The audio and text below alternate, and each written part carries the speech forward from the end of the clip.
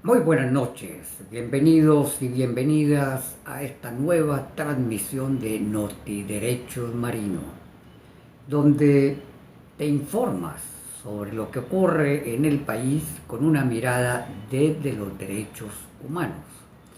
Igualmente un segmento de Aprende con Marino, aprende más sobre tus derechos porque seguro que tú los conoces, pero yo busco la manera de que los conozcan más, conozcan las instituciones donde debemos exigir y defender nuestros derechos e igualmente los procedimientos que debemos aplicar dependiendo de cada uno de los casos sobre los cuales nos encontremos.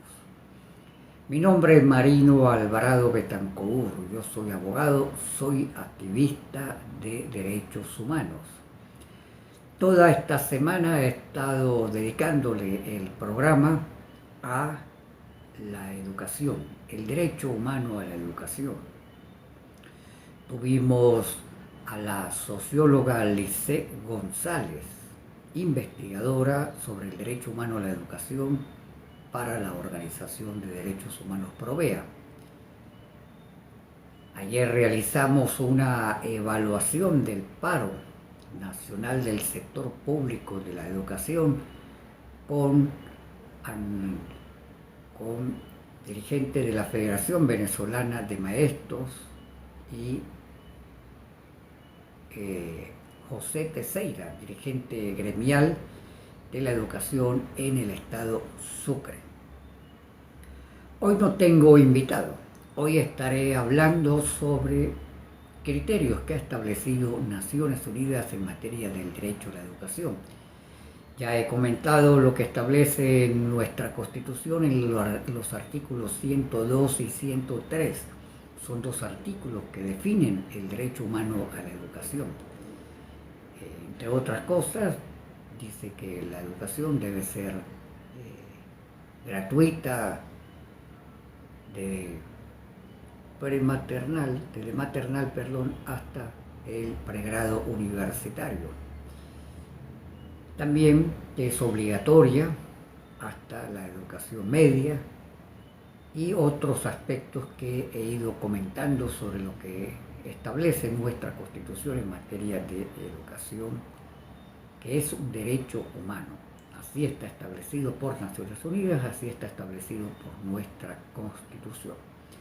Bueno, empiezo con las noticias y voy a empezar precisamente con el paro de educación en el sector público, un paro a nivel nacional, que no se había desarrollado hace muchísimos años, donde se paralizan las universidades públicas y se paralizan las escuelas y los liceos para exigir salarios dignos, discusión de las convenciones colectivas, rectificación en el pago del bono de profesionalización, algo que han venido denunciando tanto los gremios, las federaciones nacionales del magisterio como los gremios en el sector universitario.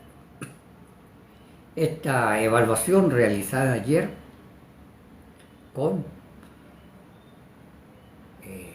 dirigentes gremiales del magisterio concluyó que fue muy exitoso el paro. Hoy Gregorio Afonso, no Alfonso, Gregorio Afonso, ese es el apellido del presidente de la Asociación de Profesores de la Universidad Central de Venezuela, indicó que el gobierno debe sentarse con los gremios a discutir las convenciones colectivas.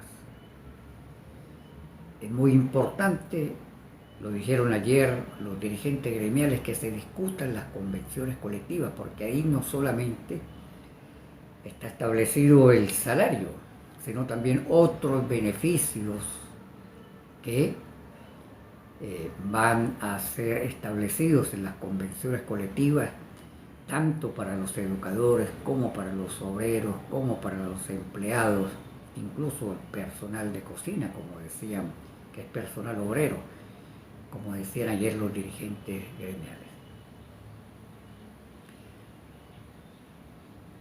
que tenemos también en materia de educación, que los gremios han planteado que van a seguir con las acciones de calle. Pronto estarán anunciando la agenda de lucha de los sectores que tanto las federaciones nacionales del magisterio como los distintos gremios en el sector universitario.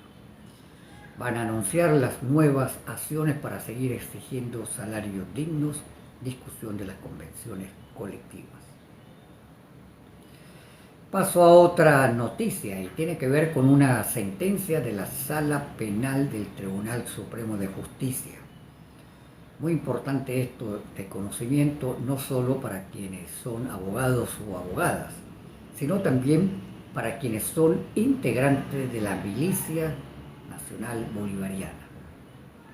Recordemos que la milicia fue incorporada como un componente más de la Fuerza Armada Nacional Bolivariana.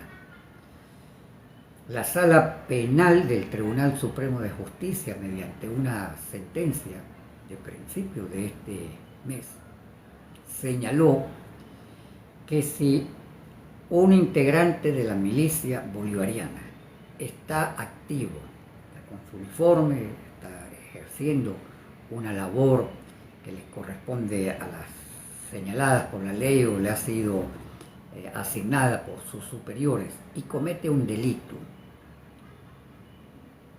ese miliciano debe ser procesado por la justicia militar. Ya veremos qué análisis hacen organizaciones de derechos humanos, abogados, porque en principio los milicianos, aunque están incorporados a la Fuerza Armada, en principio son civiles que se les convoca en determinadas coyunturas, pero la Sala Penal estableció que entonces se les aplica el Código de Justicia Militar. Se considera que cometen delitos de naturaleza militar. Por supuesto, esto tiene sus excepciones, porque cuando son graves violaciones a los derechos humanos, la propia Constitución establece que no se puede aplicar, aunque sean militares, el Código de Justicia Militar, sino que deben ser procesados por tribunales ordinarios. Así lo establece nuestra Constitución. Pero este dato es para quienes son abogados y abogadas, y además, si usted tiene un familiar en la milicia bolivariana, es bueno que le dé esta información. La Organización de Derechos Humanos, Justicia, Encuentro y Perdón nos indica que a la fecha de hoy que estamos hablando, 11 de junio, existen actualmente 565 presos políticos todavía. 565 presos políticos. ¿Cuántos de ellos son mujeres? 75. ¿Cuántos son hombres? 490. De esos 565 presos políticos, ¿cuántos son extranjeros? 23, nos dice Justicia, Encuentro y Perdón. ¿Cuántos son presos políticos en situación delicada de salud? 49. De todos los presos políticos, ¿cuántos son adultos mayores? Recordemos que el Código Orgánico Procesal Penal establece que no puede ser encarcelada una persona con 70 años o más. Sin embargo, tenemos personas privadas de libertad y además presas políticas con más de 70 años. 19, nos dice la Organización de Derechos Humanos, Justicia, Encuentro y Perdón. ¿Cuántos presos tenemos entonces en condición de presos políticos? 565. Pero además Justicia, Encuentro y Perdón denuncia que hay en la actualidad 19 privados de libertad en situación de desaparición forzada. Recordemos, aquí hemos hablado, le he dedicado varios programas a la desaparición forzada. Que hablamos de desaparición forzada cuando agentes del Estado, de cualquier organismo policial o militar, detienen a una persona y no se informa dónde está este detenido.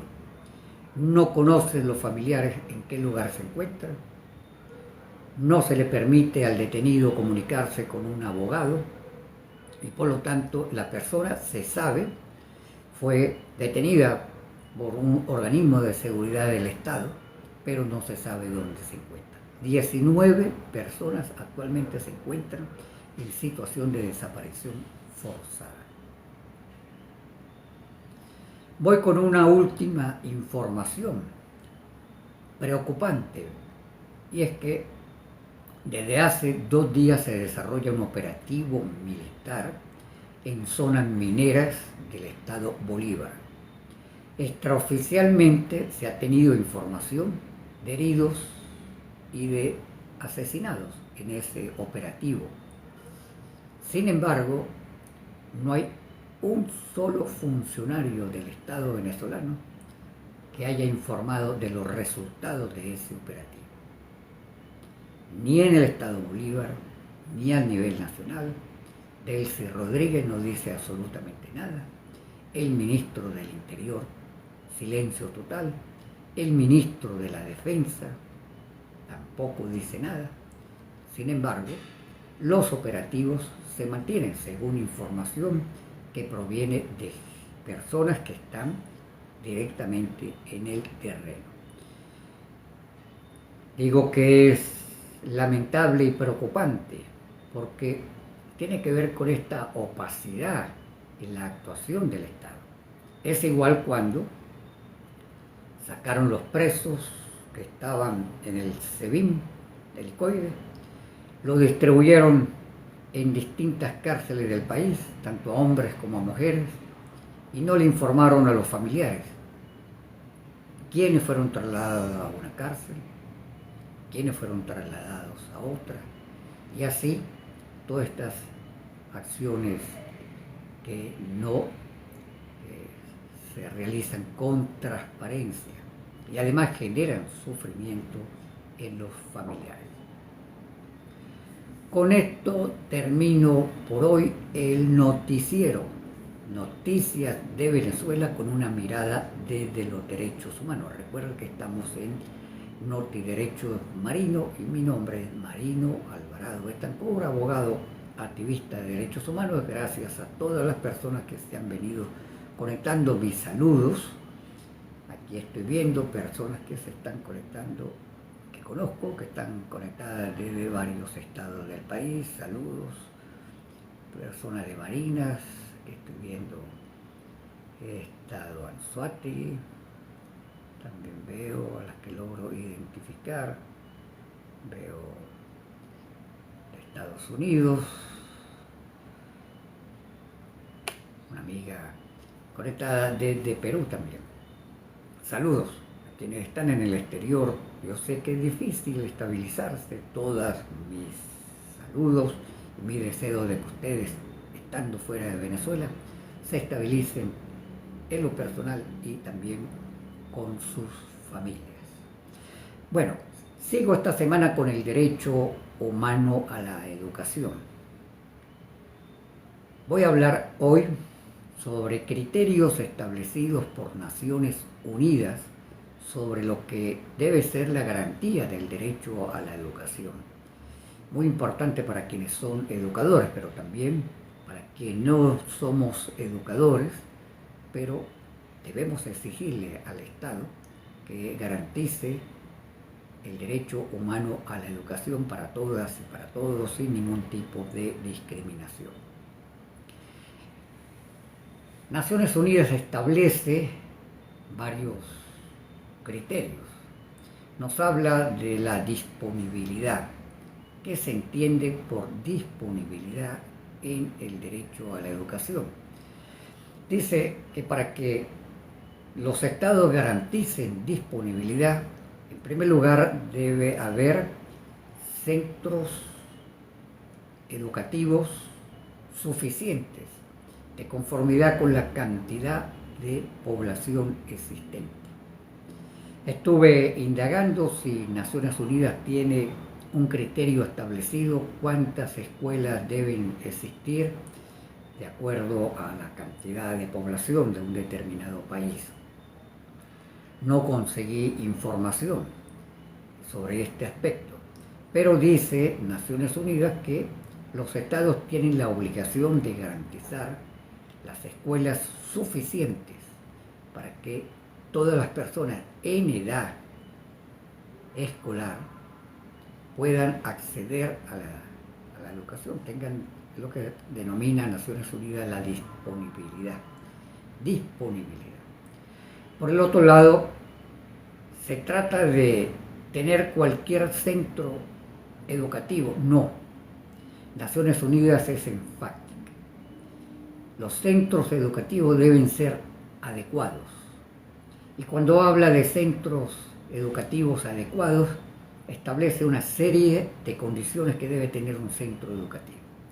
En primer lugar, espacio suficiente, es decir, de acuerdo a la cantidad de estudiantes, debe haber un espacio suficiente para que los estudiantes no estén en una situación de hacinamiento.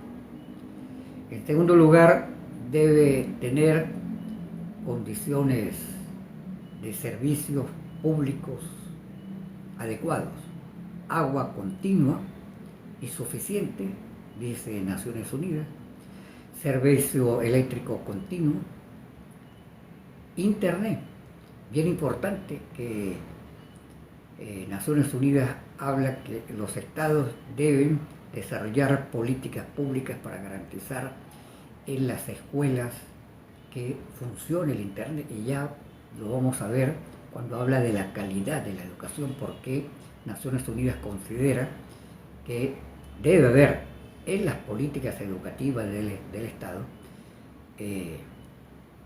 presupuestos y medidas y acciones para garantizar a los estudiantes internet. Debe haber igualmente bibliotecas con variedad de publicaciones, suficientes publicaciones y en espacios adecuados, plantea Naciones Unidas.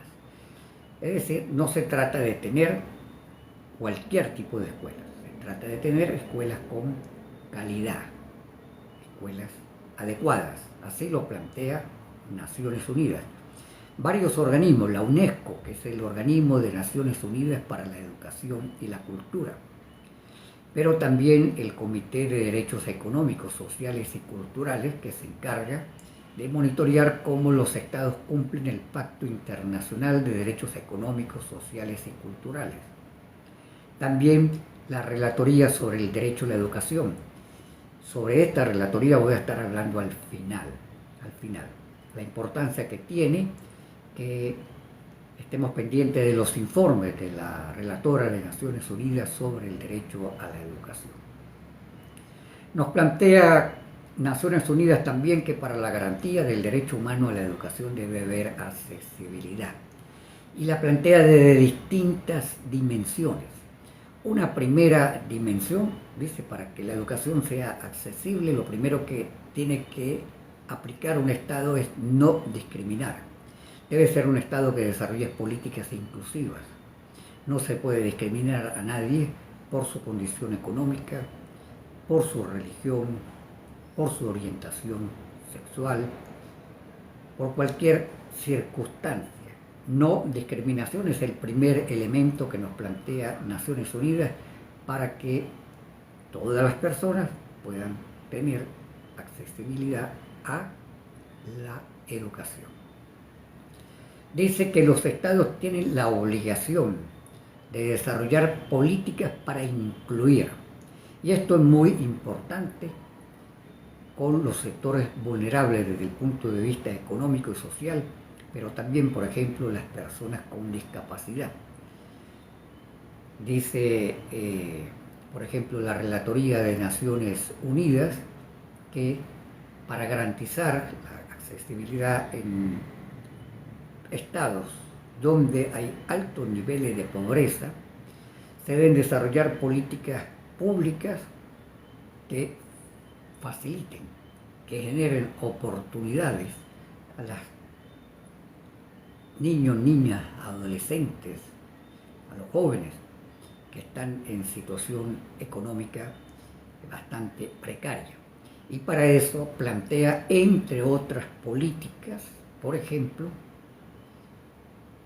los programas de alimentación escolar, los programas de transporte, las becas, los subsidios a escuelas que son privadas, pero donde el Estado puede aportar económicamente para que las matrículas sean menos costosas. Esos son parte de los aspectos que plantea Naciones Unidas. Políticas públicas. Y para el desarrollo de políticas públicas debe haber presupuestos suficientes. Y además las políticas públicas no se pueden dejar a la espontaneidad. Debe haber planes, debe haber objetivos que sean medibles en el cumplimiento de los objetivos, de las acciones, de las políticas. Las políticas tienen que ser medibles, con resultados.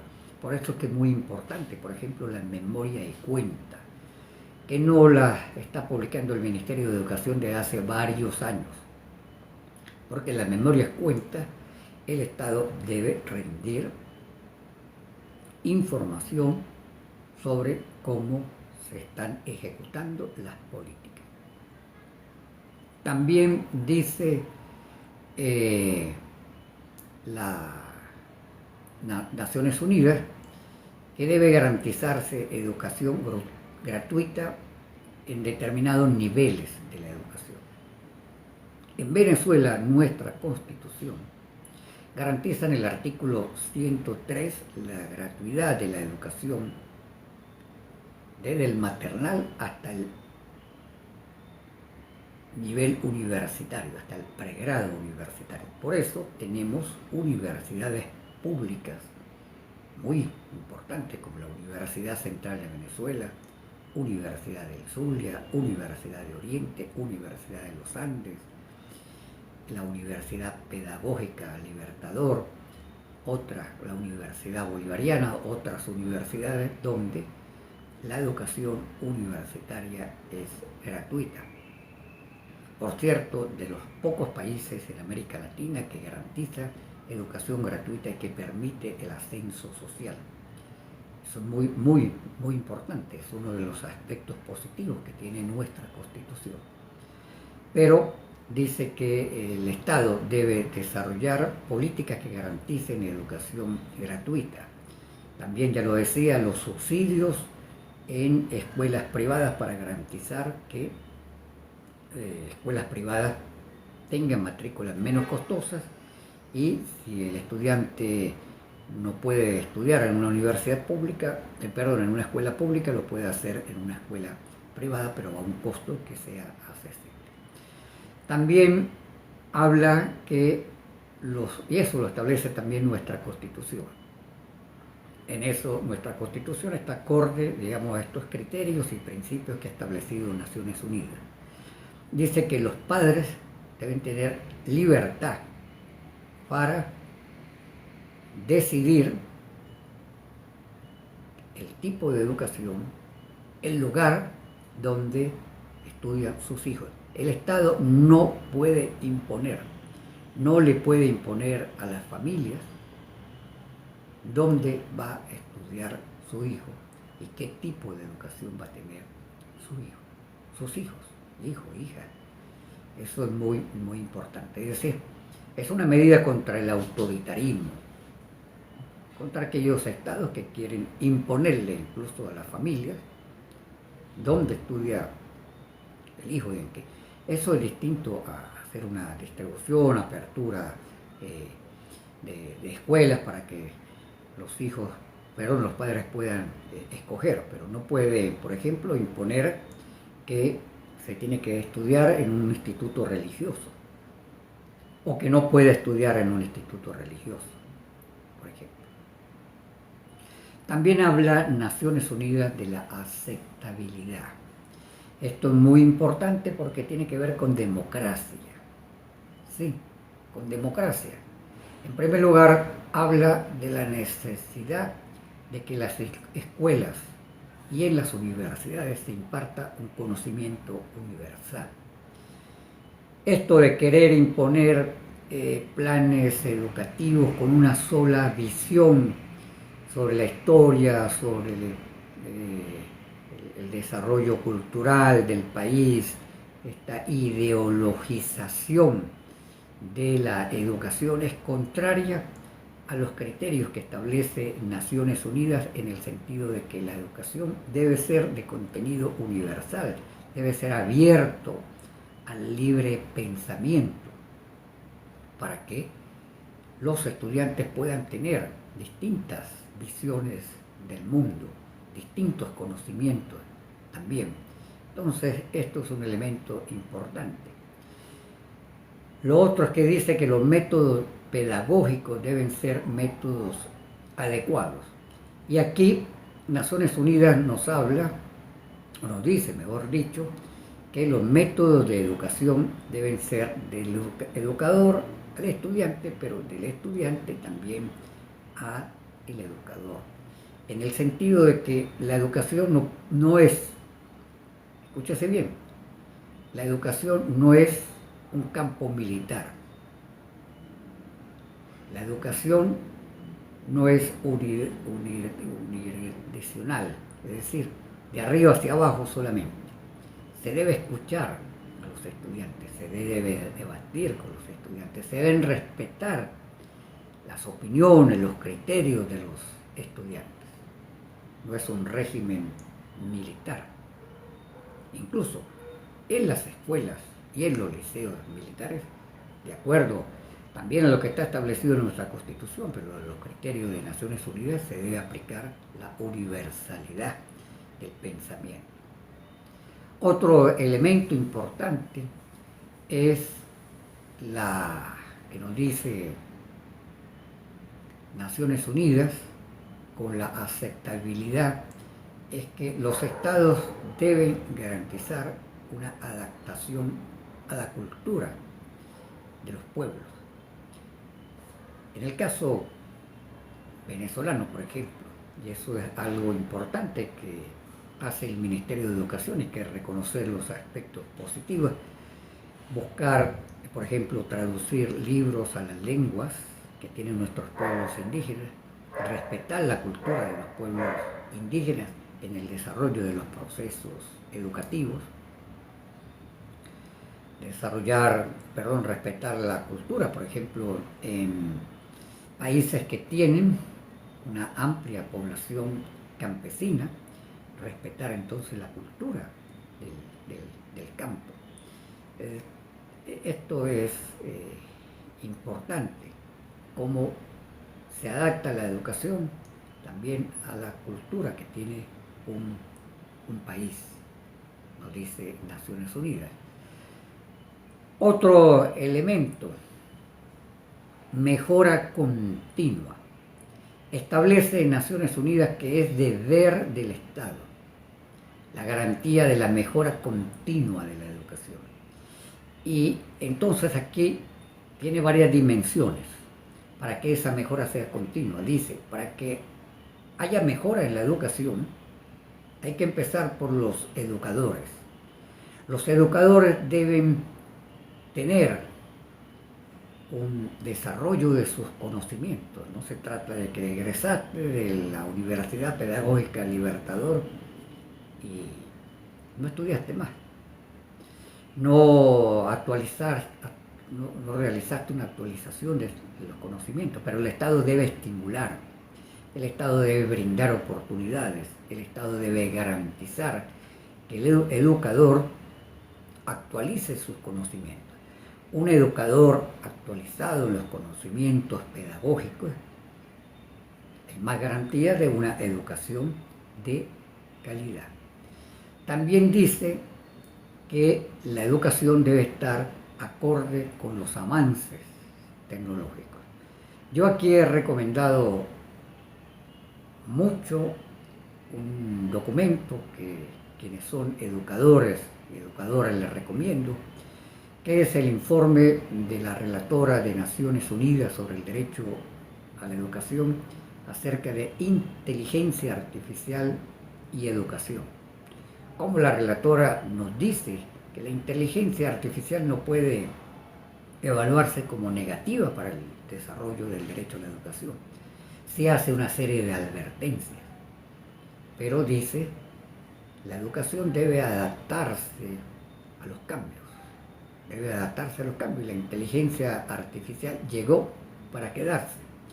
¿Qué opina usted como educador o educadora, como padre y representante? ¿Se debe o no utilizar la inteligencia artificial en las escuelas? Está bien que los estudiantes hagan, por ejemplo, tareas buscando información a través de las distintas plataformas de inteligencia artificial que hay. ¿Cómo lo evalúa usted? Yo por lo menos doy mi opinión. Lo he hablado con profesores universitarios. Si yo fuera profesor universitario, yo garantizaría que en los exámenes, por ejemplo, de derecho, los estudiantes utilizaran la inteligencia artificial. Pero yo pondría preguntas que los obligue a interpretación y análisis. Así como, por ejemplo, muchos profesores en la Universidad Central, yo los tuve y los he visto, además, realizan los exámenes con libro abierto, es decir, que el estudiante pueda consultar los libros. Eso me parece a mí muy bueno, porque obliga al estudiante no a aprenderse de memoria, sino a reflexionar. Y ya vamos a hablar de esto, porque también lo plantea Naciones Unidas. Si yo fuera profesor universitario, yo dejaría que mis estudiantes investiguen todo lo que puedan con la inteligencia artificial, pero les pondría evaluaciones, ¿verdad?, que los obligue a analizar, que los obligue a pensar, que los obligue a desarrollar el conocimiento que han aprendido. ¿Por qué? Porque bueno, estamos en nuevos tiempos tecnológicos y hay que adaptar la educación a la tecnología. Pero he escuchado, por ejemplo, amigos que son profesores universitarios que me dicen, nunca permitiría que mis alumnos, yo les mande una tarea y la traigan con inteligencia artificial. Yo les digo, bueno, depende el tipo de tarea que les pongas. Entonces, bueno, eso es importante, pero Naciones Unidas nos dice, la educación, para que sea de calidad, tiene que adaptarse a los conocimientos científicos nuevos y al desarrollo tecnológico.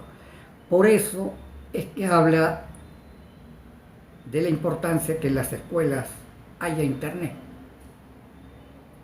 Fíjense, importante esto. Está muy relacionado al uso de las tecnologías. Que los estudiantes se puedan conectar a internet. Dice Naciones Unidas, debe haber políticas públicas para garantizar cada vez más esto. Cuando estábamos en la pandemia, ¿cuál es una de las situaciones que generó una diferencia entre quien tenía más recursos económicos, tenía internet, podía investigar, podía consultar, y quien no tenía posibilidad de acceder a internet? Bueno, esto lo plantea Naciones Unidas en materia del derecho a la educación.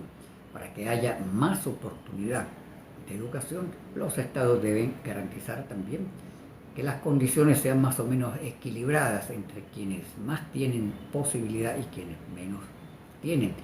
Incluso la relatora de Naciones Unidas dice que hay que hacer un esfuerzo para llevar el internet a las zonas rurales, porque no se trata de garantizar el internet solo en las ciudades, sino también el campesino, el estudiante nuestro del campo también tiene derecho, y el Estado debe desarrollar esas políticas. ¿Qué plantea también Naciones Unidas cuando habla de educación de calidad? Esto es muy importante. Dice que el Estado debe garantizar programas educativos que haga énfasis en comprensión lectora y en matemática. Dos elementos importantes. Recordemos que nuestra Constitución establece algunas materias obligatorias, entre ellas la historia de nuestro país. Dice Naciones Unidas, muy importante que todos los programas educativos tengan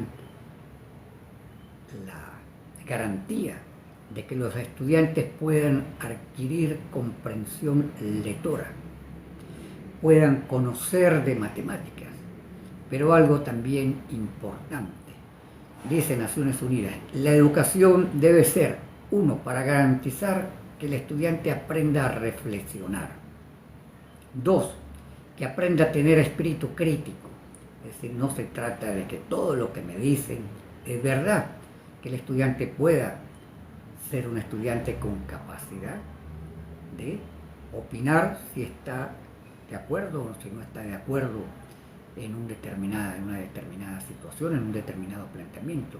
El espíritu crítico, nos dice Naciones Unidas. Y también la creatividad. Debe estimularse al estudiante a que tenga creatividad. Si garantizamos comprensión lectora, si garantizamos conocimiento de matemática básico, de que se conozca bien, y además desarrollamos una educación donde el estudiante despierte su creatividad, estamos garantizando una educación con importantes niveles de calidad. Es la que tenemos en Venezuela, no. Ya la investigadora Lice González, que estuvimos entrevistando el martes, nos señalaba cómo las pruebas de calidad educativa que ha realizado la Universidad Católica Andrés Bello ha establecido que los estudiantes nuestros de educación media de sexto grado hasta quinto año salen raspados en comprensión lectora, menos de 8 puntos, y en matemática igual. Entonces, una deuda que tiene el Estado venezolano es realizar todos los esfuerzos para mejorar la calidad educativa. Y ojo, estos no son resultados de educación pública, también son resultados de educación en los colegios privados, en las escuelas privadas. No es solo una investigación realizada con estudiantes de educación pública, porque a veces se piensa que la educación que se imparte en las escuelas y liceos privados es siempre mejor que la que se imparte en la educación pública. Están raspados nuestros estudiantes de educación media y también estudiantes de la Universidad, la Facultad de Ciencias de la Universidad Central de Venezuela, si no me equivoco, en la Escuela de Computación. Se hizo una evaluación que fue desastrosa, realmente, en comprensión de matemáticas, estudiantes que tienen que estudiar computación y con muy bajos niveles de conocimiento de matemática. Entre otros aspectos, nos lo decía Lice González, tiene que ver que ¿cuántos de ustedes no han tenido adolescentes que se han graduado de quinto año y no llegaron a tener en varios años ni profesores de inglés, ni profesores de química, ni profesores de física? Y eso, por supuesto, tiene efectos negativos. ¿Qué plantea también Naciones Unidas? Dice que se debe estimular en los estudiantes que aprendan conocimientos prácticos para resolver los desafíos de la vida. Fíjense lo interesante. conocimientos prácticos que les permitan resolver desafíos de la vida, del día a día. No se trata solo de teoría, se trata de que adquieran conocimientos prácticos que permitan resolver. En algunos países, Venezuela lo tuvo durante, por ejemplo, el gobierno de Carlos Andrés Pérez, en el primer gobierno de Carlos Andrés Pérez hubo mucho desarrollo de las escuelas técnicas. Acá se han hecho un esfuerzo también con las escuelas técnicas, pero lamentablemente no terminan de consolidarse. Mis saludos a todos los que se han venido conectando. Voy a tratar de leer aquí algunos comentarios de la vida. Sigo acá con criterio de Naciones Unidas sobre el derecho a la educación. Yo les recomiendo que ustedes se metan en Google, busquen relatora de Naciones Unidas sobre el derecho a la educación y busquen parte de los informes que la relatora ha sacado. Tiene informes por temas, como este que ya señalé, sobre inteligencia artificial y educación, pero también tiene, por ejemplo, informes sobre género y educación, pero también sus informes anuales. Los informes anuales son muy importantes porque al tener ella una mirada del mundo en materia del desarrollo de la educación, nos va a hablar de buenas prácticas que desarrollan algunos estados, también de equivocaciones que cometen los estados en el desarrollo de políticas. Nos da recomendaciones, le hace recomendaciones al Estado. Establece cómo los estados están cumpliendo o no cada uno de estos elementos: disponibilidad, accesibilidad, aceptabilidad y otros planteamientos. Y aquí les quiero hablar, ya para finalizar, sobre esta relatoría de Naciones Unidas sobre el derecho a la educación. Naciones Unidas tiene algo que se denomina relatorías. Las relatorías son expertos independientes, una persona experta, y estas relatorías pueden ser sobre temas, en este caso derecho a la educación, por ejemplo. Hay relatorías sobre adultos mayores, hay una relatoría sobre el derecho al agua, hay una relatoría sobre jueces y fiscales y abogados, hay una relatoría sobre el derecho a la alimentación y hay una relatoría sobre el derecho a la educación. Hay relatorías sobre países, por ejemplo, la relatoría sobre Afganistán, para hacerle seguimiento a lo que viene ocurriendo. Y ahí en materia de educación estamos muy mal. Recordemos que los talibanes le prohíben a las mujeres ir a las escuelas en pleno siglo XXI, 2026. Tenemos un gobierno en el mundo que le prohíbe a las mujeres ir a la escuela. Aunque usted no lo crea, le prohíbe, castiga a las mujeres. Cuando llegaron al poder los talibanes y había mujeres estudiando en las universidades, estudiando en liceos, las obligaron a salirse de las escuelas. Está prohibido para las mujeres estudiar. Entonces, la relatoría también existe para algunos países que tienen una situación particular donde Naciones Unidas quiere monitorear esa situación de derechos humanos. Hay una relatora, por ejemplo, para Palestina. Lo otro, por acá nos dice Ilita Caribe, la educación es un problema de todos y no lo hemos entendido. Bolívar dijo, moral y luces son nuestras primeras necesidades. Saludos a Islita Caribe. Entonces tenemos la Relatoría sobre el Derecho a la Educación. Es un experto que monitorea a nivel mundial cómo los estados garantizan el derecho humano a la educación.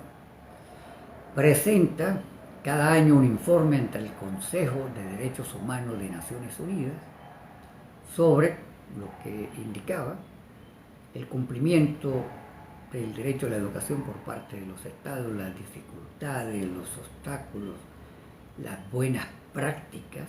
Esto es muy importante, cómo los estados desarrollan una política pública que ha sido exitosa. Entonces la relatora da a conocer esa política, desarrolla, en algunos casos sistematiza esa experiencia.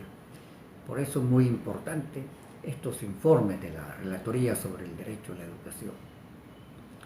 También se le puede informar a la relatora sobre el derecho a la educación cómo está la situación de la educación en un país. Entonces, había algunos dirigentes gremiales del sector educativo que decían, bueno, pero es que la relatora nunca habla sobre cómo está la situación de la educación en Venezuela. Y yo le decía, ¿y acaso se le ha mandado información? Se le ha hecho llegar a la relatora sobre el derecho a la educación información sobre Venezuela. Entonces se tomó una iniciativa con la Federación Venezolana de Maestros y se hizo un informe de la Federación Venezolana de Maestros a la relatora sobre el derecho a la educación. También hay un movimiento que se llama Movimiento de Educadores Simón Rodríguez. No sé si hay alguien aquí conectado del Movimiento de Educadores Simón Rodríguez. Y el Movimiento de Educadores también dirigió una comunicación a la Relatoría sobre el derecho a la educación. Entonces es muy posible que en el informe que publique la relatora, debe estar por publicar su último informe sobre el 2025, haya información sobre Venezuela. Y si la hay es porque se le hizo llegar esa información. Entonces los gremios, los sindicatos, las organizaciones que trabajan por el derecho a la educación, hay una organización muy activa que sí le ha estado informando a la relatora sobre el derecho a la educación, pero sobre el sector universitario. Se llama Aula Abierta. Aula Abierta es una organización que tiene muchos años informándole a la relatora de Naciones Unidas sobre el derecho a la educación. Por eso entonces vamos a conseguir en los informes de la relatora información sobre la educación superior en Venezuela, porque ha sido constante, ha sido perseverante. Es una organización del estado Zulia. También tiene Aula Abierta personal en el estado Mérida, pero Aula Abierta ha sido muy consecuente informándole a la relatora sobre el derecho a la educación. Por eso es importante conocer estos mecanismos de Naciones Unidas que pueden usar los gremios, que pueden usar los centros de estudiantes. ¿Por qué, por ejemplo, la Federación de Centros de una universidad no puede hacer un informe dirigido a la relatora de Naciones Unidas de cómo está, por ejemplo, la educación universitaria en el país en una perspectiva, en una mirada desde los estudiantes que están organizados en las federaciones estudiantiles? Muy importante, por ejemplo, los comités de jubilados y pensionados han enviado comunicaciones a la relatoría sobre adulto mayor. Y puede que tengamos noticias positivas pronto de esta relatoría sobre adultos mayores, con toda la información que le han mandado los comités de jubilados y pensionados. Entonces existen estas relatorías, como ya dije, existe la relatoría sobre el derecho a la educación, que es muy importante que usted consulte si le interesa el tema educativo, si usted es educadora y quiere conocer qué se hace en otros países de positivo, además para que le ponga ejemplos a sus estudiantes y para que usted exija. Lo bueno de conocer estas buenas prácticas es que usted le puede exigir al Estado, mira, en la República del Ecuador se hizo esto, en Brasil se hizo esto, hablando de países de nuestro continente, para que no se diga que bueno, son ejemplos de Europa, de Estados Unidos, no, ha habido muy buenas prácticas. Por ejemplo, en el informe sobre inteligencia artificial y educación, la relatora habla de una experiencia muy importante en Ecuador en el uso de la inteligencia artificial. También en algunos estados de Brasil pone ejemplos concretos de cómo se usa. Por ejemplo, cómo se ha usado en algunos países, en este caso sí era un ejemplo europeo, para garantizar que los estudiantes que son ciegos tengan más facilidad para acceder y para estudiar. Además, algo interesante, porque es un convenio entre el Estado y la empresa privada para desarrollar tecnología que le permita a personas que no tienen posibilidad de ver, pero sí tienen capacidad de estudiar y de graduarse, tener más facilidad para poder estudiar. Entonces, es muy interesante. Bueno, con esto entonces hago un resumen para quienes se conectaron a última hora sobre lo que nos plantea Naciones Unidas en materia del derecho a la educación.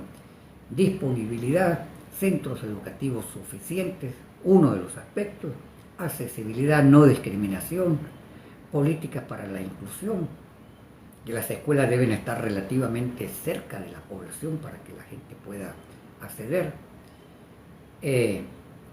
que para que haya educación de calidad debe el Estado garantizar que los estudiantes, que los educadores estén constantemente desarrollando sus conocimientos.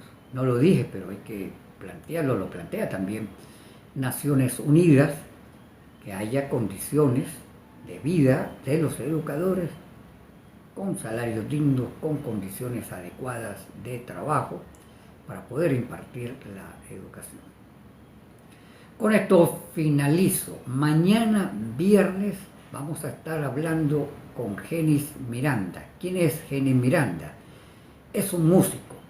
Los viernes este programa se denomina Todas las Voces, donde le damos oportunidad para que se expresen distintas voces en distintos campos, en el político, en el social, pero también en el musical. Por eso mañana vamos a estar hablando de música con este músico Genis Miranda, el Rigi. Debe haber conocido a lo mejor el grupo musical Onyx.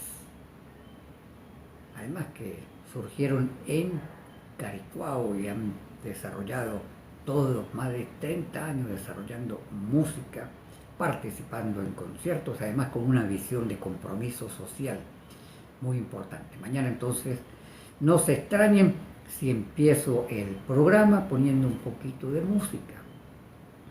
Mañana. Y así nos agradamos el oído. La próxima semana, como ya lo advertí, toda la semana voy a estar hablando de fútbol y derechos humanos, sí. Mundiales de fútbol y hechos que están relacionados con los derechos humanos. Ya lo hemos tenido hoy. Por ejemplo, en México, hoy, mientras se jugaba el partido entre México y Sudáfrica, lamentablemente no lo pude ver, vamos a ver si lo logro ver en repetición. Se realizaban protestas, ¿de quién? De familiares de personas en situación de desaparición en México. Pero ¿sabe usted, por ejemplo, que en el Mundial de Qatar hubo graves violaciones a los derechos humanos? ¿Sabe usted que para poder garantizar estadios en Brasil para el Mundial de Brasil, hubo masivos desalojos y un uso excesivo de la fuerza contra la población pobre. ¿Sabe usted, por ejemplo, que la selección de fútbol de Alemania en Qatar trató de reivindicar los derechos de las personas LGBT, poniéndose un cintillo aquí con la bandera que identifica el movimiento LGBT, y fueron censurados y ellos desarrollaron una protesta? ¿Sabe usted, por ejemplo, que en el Mundial de Argentina, 1976, mientras la dictadura se vanagloriaba de realizar el Mundial, había personas que eran asesinadas mediante tortura en los calabozos de centros diversos de detención? Eso es como si aquí se desarrollara el Mundial de Fútbol. Mientras se desarrollan los partidos, torturan en la Dirección General de Contrainteligencia Militar, torturan en el Rodeo 1, torturan en el Cuerpo de Investigaciones Científicas, Penales y Criminalísticas. Es decir, entonces voy a estar hablando sobre hechos de derechos humanos relacionados con los mundiales, pero también curiosidades, porque hay curiosidades importantes. Por ejemplo, ¿cuál ha sido el jugador más joven en un mundial? ¿Cuál ha sido el jugador más joven en levantar una Copa del Mundo? Te lo digo desde ahora: Pelé. A los 17 años jugó, Pelé, jugador brasileño, jugó un mundial y fue uno de los jugadores que levantó la Copa del Mundo. ¿Cuál es el jugador con más años que ha participado en un mundial de fútbol y ha realizado goles? Así, estaré informando sobre curiosidades para que entremos también en esta dinámica de fútbol. Aquí no estamos al margen de lo que pasa en el país, de lo que pasa también en el mundo. Entonces nos vamos a conectar también con el Mundial de Fútbol. Los espero mañana a las 8 en punto. Usted puede, si no me sigue en las redes sociales, lo invito a que me siga. Este programa que transmito de lunes a viernes a las 8 de la noche lo transmito por la cuenta Notiderecho Marino. También me puede buscar por Marino Alvarado Betancourt, me va a conseguir por cualquiera de los dos. Tengo otra cuenta en TikTok, es m.alvarado. Por Instagram, marino.alvarado. Por X o Twitter, @marinoalvarado. Yo hago un micro que se denomina 90 segundos de derechos humanos con Marino Alvarado. Si usted lo ve por ahí rodando en las redes sociales, ayúdelo a difundir, porque así más personas se informan. Es un breve noticiero de 90 segundos en materia de derechos humanos. Que descansen. Gracias a todas las personas que se mantuvieron conectadas. Ya saben, este programa es a las 8 de la noche de lunes a viernes. Hasta mañana.